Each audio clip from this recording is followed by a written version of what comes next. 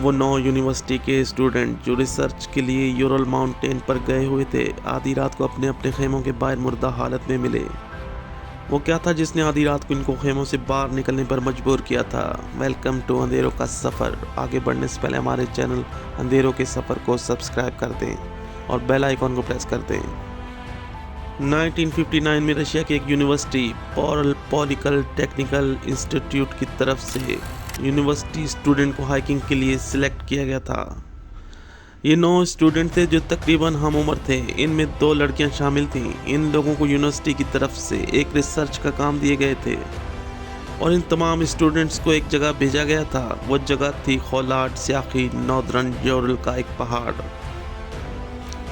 یہ تمام اسٹوڈنٹس اپنے طے کردہ مقام پر پہنچے اور اپنے خیمے لگائے، اور ان لوگوں نے 3 دن اس مقام پر رکنا تھا اور اپنی ریسرچ کو کمپلیٹ کرنا تھا۔ یہاں تک تو سب ٹھیک تھا۔ یہ اسٹوڈنٹ پورا دن انجوائے اور اپنی مستی میں گم رہے، اپنے انجام سے بے خبر۔ ان کے ساتھ کیا ہونے والا تھا وہ دنیا کے لیے ایک مسٹری بن جائے گا، یہ سب اس بات سے بے خبر تھے۔ اس گروپ کو یونیورسٹی کی طرف سے ڈیٹلوف کا نام دیا گیا تھا۔ پھر اس گروپ کو اگلی صبح اپنی ریسرچ کا آغاز کرنا تھا۔ وہ پہاڑ کے مختلف حصوں میں اپنی معلومات اور تصویریں لیتے رہے۔ یاد رہے موسم انتہائی سخت تھا۔ یہ گروپ 1200 فیٹ پہاڑ کے اوپر تھا۔ اس گروپ کے پاس محدود سامان تھا، وہ زیادہ دیر اپنے خیموں سے باہر نہیں رہ سکتے تھے۔ شام سے پہلے انہیں خیموں میں واپس لوٹنا تھا۔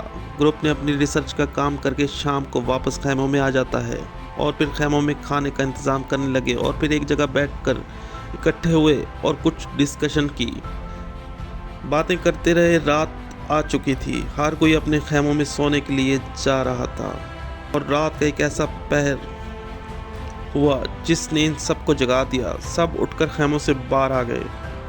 یہاں مختلف لوگوں کی مختلف رائے تھی۔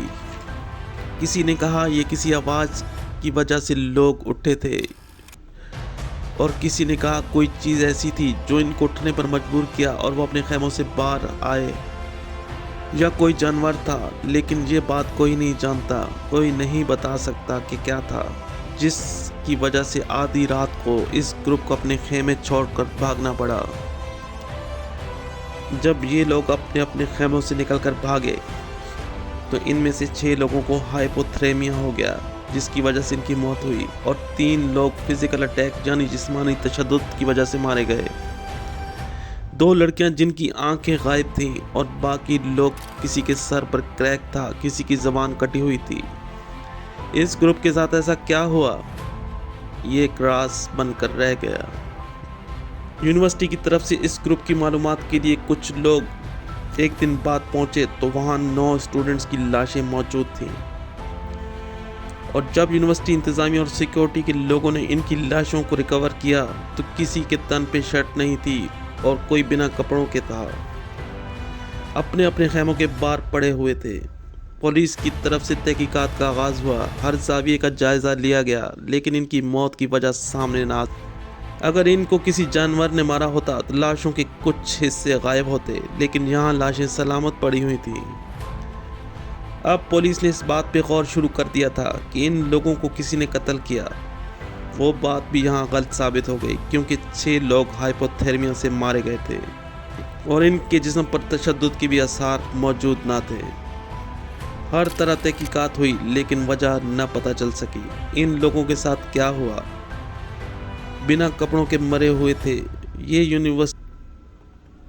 اب یونیورسٹی میں یہ بات بھی زور پکڑنے لگی تھی، شاید ان کی موت کسی ایلینز کے ہاتھوں ہوئی ہے۔ لیکن پہاڑ میں ایلینز کی موجودگی کیسے ہو سکتی ہے؟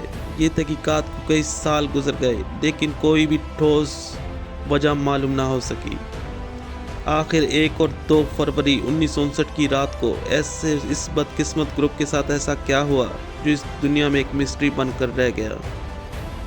جہاں ان کی لاشیں تھیں وہاں کوئی ثبوت نہیں تھا، خیمے ٹھیک طرح لگے ہوئے تھے، لیکن یہ لوگ اپنے اپنے خیموں کے باہر مرے ہوئے تھے۔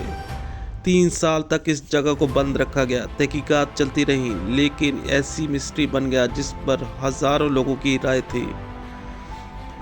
اس پر کئی کتابیں لکھی جا چکی ہیں۔ یہ واقعہ اپنے اندر کئی راز چھپائے ہوئے ہے۔ डिएटलोव इस ग्रुप के साथ